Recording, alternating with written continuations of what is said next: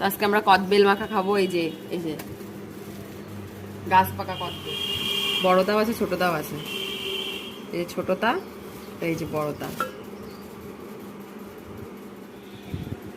না এটা এটা এটা ফাটানো আছে। এই যে এই পাশটা পুরো ফাঁকা। এই তো এক সাইডে চলে এসছে। এই যে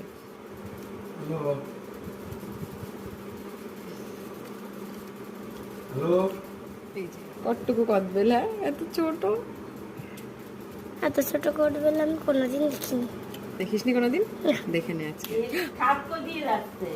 এই যে এটা কিন্তু নষ্ট নাই, এরকম মানে এটা পাকা।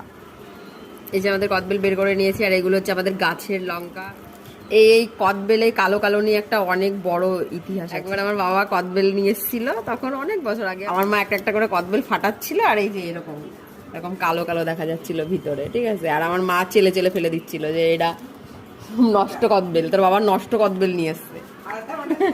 একটা ফাটাচ্ছে, আবার বাড়ি এসে সেই কদবেলগুলো কুড়িয়ে নিয়ে এসেছে।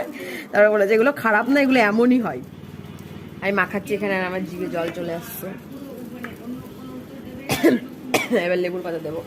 দেখবে, আমি বলবো দেখো তোমার বউ এখন 3টে বাজে এখনো স্নান করিনি, আর কদবেল মাখা খাচ্ছে। হেভি টেস্ট হয়েছে, একটু খেয়ে দেখ। Heavy taste.